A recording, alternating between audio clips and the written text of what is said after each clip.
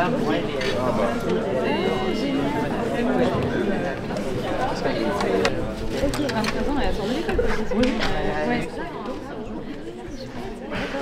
Constance Lasserre, on pourrait te définir évidemment comme gourmande, on va en parler puisque c'est le sujet de l'essai que tu as publié il y a quelques mois au printemps dernier, créatrice de contenu, journaliste, gastronome, gourmande et gourmette. Gourmande et gourmette, gastronome éclairé, voilà, avec j'aime à le dire. Une influence importante, notamment sur les réseaux sociaux, hein. Citons ton compte Instagram, Hungry Consti. Exactement, Hungry Consti. Quand même, waouh, 169 000 followers. Alors je sais qu'on a souvent tendance à mesurer l'influence désormais par le nombre de followers. C'est un peu agaçant.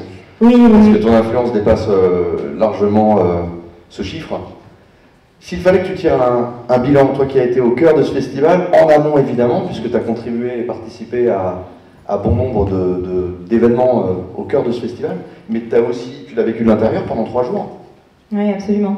Je dirais, j'avais déjà eu un coup de cœur pour le projet lorsqu'on me l'avait présenté. J'avais adoré l'idée de mélanger les saveurs et le savoir, de parler de gastronomie au-delà des recettes, au-delà des plats, au-delà des chefs, de tout ce que ça voulait dire, de cette approche hyper holistique. Et j'ai trouvé que le pari a été réussi, c'était extrêmement complet.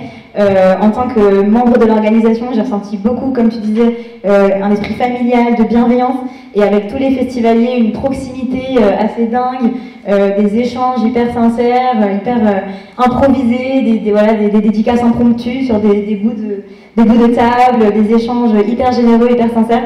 Et vraiment, c'était une énergie folle et c'était vraiment merveilleux. J'espère que tout le monde l'a ressenti aussi. Avec un brassage en plus géographique, social, générationnel, tout à fait intéressant, c'est ça qui m'a ému. Oui, il y avait de tout, et même dans les intervenants, voilà, des chefs, on a eu du cinéma, c'était fou, on a eu des démonstrations culinaires. Des talents locaux. Oui, des talents locaux, on a même eu la transmission avec le concours de boulettes, les jeunes de 3e qui nous ont présenté leur travail dans un collège local, c'était tellement transversal et tellement riche. Plaidoyer pour la gourmandise, je vous recommande chaleureusement cet essai. Que tu as écrit pendant pas mal de temps et qui est en quelque sorte né d'une forme de nécessité, d'urgence. Oui, c'est exactement ça. Donc moi, mon travail, c'est d'être créatrice de contenu sur les réseaux sociaux. Donc je fais des petites vidéos, des petites capsules où je me présente en train de tester des adresses, les déguster. Et donc moi, je cache pas que je suis une grande gourmande. Voilà, je vocalise mon plaisir à manger, je m'affiche, je mange des grosses quantités, des choses très gourmandes, des pâtisseries, etc. Et je m'en excuse jamais.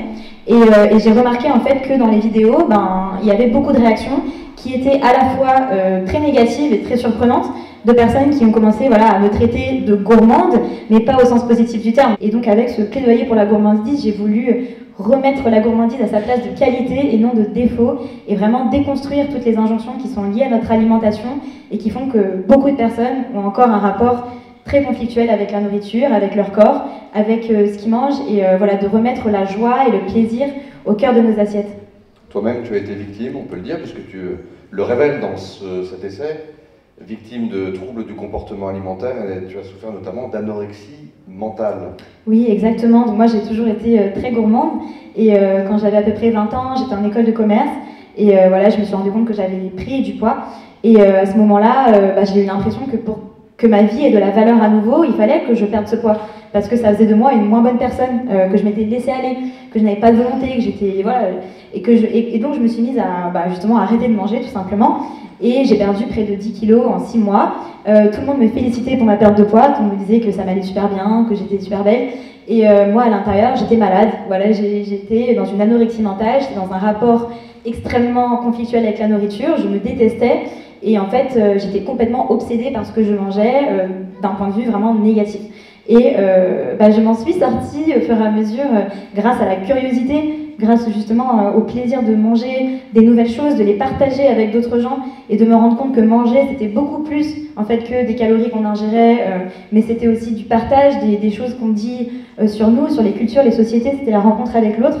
Et c'est en approchant la nourriture comme ça que moi-même je me suis réconciliée avec et que j'ai retrouvé un rapport serein avec ce que je mange.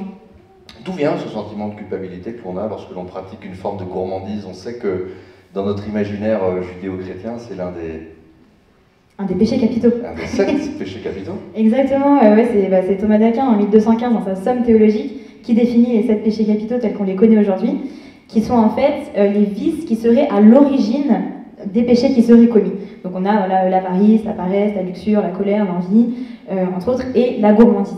Et en fait, dans cet univers judéo-chrétien, la gourmandise, c'est le fait de vouloir manger pour la recherche du plaisir.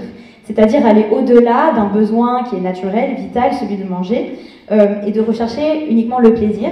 Donc de manger trop, de vouloir chercher trop de qualité, de dépenser trop d'argent pour manger, trop vite, trop tôt.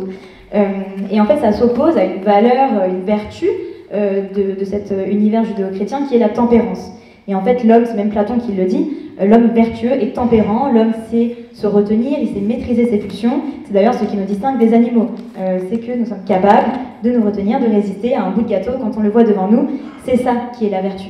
Et en fait, à cause de ça, en effet, la gourmandise est devenue un péché.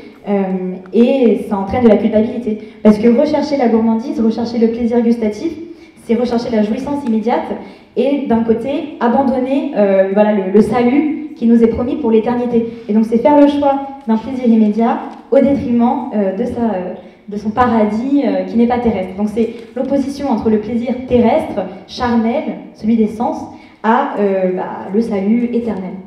En anglais, on dit guilty pleasures. Mais guilty, c'est coupable. Ouais, pire.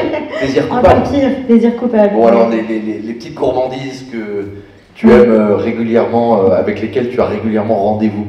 Ouais, on va dire ça. Ouais. J'aime pas cette idée de péché mignon, parce que ça me fait vraiment penser aux magazines féminins qui disent alors petit péché mignon avant le summer body, tout ça. Je trouve ça vraiment complètement désuet. Parce que ce n'est pas un péché. Et voilà, moi, ma gourmandise préférée, on va dire, on parlait de pâtisserie. Moi, je suis une grande fan de tout ce qui est praliné. Je trouve qu'il y a une gourmandise incroyable et qui ramène à des sensations, des souvenirs d'enfance. Je trouve quelque chose de très régressif. Je trouve que la gourmandise, c'est souvent, on aime ce qui nous rappelle c'est la Madeleine de Proust, que voilà, je vais pas vous présenter, mais c'est quelque chose qui convoque des choses qui nous échappent, qui nous ramène à un état d'insouciance, en fait, de plaisir. Et pour moi, c'est ça, le pralin, la noisette, c'est je sais pas moi, un Paris-Brest, un gâteau bien gourmand, un goûter, c'est ça, quoi. Paris-Brest, donc praliné, on est tous d'accord, c'est vrai que le praliné, il y a comme quelque chose d'addictif et tout à fait irrésistible. Pour finir, est-ce que tu aurais un ou deux conseils pour ceux qui n'ont pas forcément un rapport très serein à leur propre gourmandise, notamment à cause de ces fameuses injonctions sociétales que tu dénonces dans ton essai? Oui, du coup, lisez mon livre, parce que c'est le but aussi. C'est ce que je développe vraiment dans une partie, comment moi je m'en suis sortie, entre guillemets, et comment on peut retrouver un rapport apaisé avec notre gourmandise. Moi, ce que je peux vous donner comme conseil, c'est faites confiance à votre corps, parce que votre corps est bien fait. On nous dit que ce qui est bon pour les papilles est mauvais pour le corps, on oppose toujours ça, et en fait, il faut savoir que le corps il est bien fait, que quand on n'a plus faim, en fait on le ressent.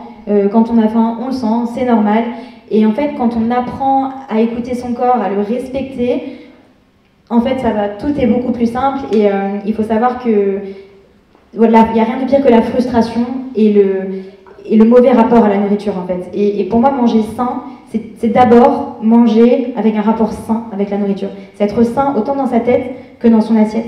Et donc, j'ai envie de dire, essayez de vous faire confiance, juste pour voir. Mangez ce bout de gâteau, vous allez voir, il ne va rien se passer, vraiment, c'est pas grave.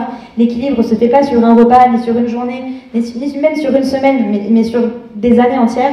Et votre corps sait, vous pouvez vous faire confiance, intéressez-vous à ce que vous mangez, mais voilà, il ne faut pas avoir peur de la nourriture. Et voilà, plus on se frustre, plus on diabolise un aliment, plus on le sacralise, et plus par des mécanismes biologiques de survie, on en a envie, et plus on va y penser. Et il suffit de... Voilà, c'est vraiment quelque chose que tout le monde peut expérimenter. Plus on se dit qu'on n'a pas le droit de manger, je sais pas moi, le pot de pâte à tartiner qui est dans le placard, plus on va y penser. Mais si on se donne le droit d'en prendre une cuillère tous les jours, peut-être qu'au bout d'un moment, on n'en aura même plus envie. Et peut-être qu'on en aura envie une fois par semaine, une fois par mois, ou peut-être plus du tout. Et ça sera complètement OK.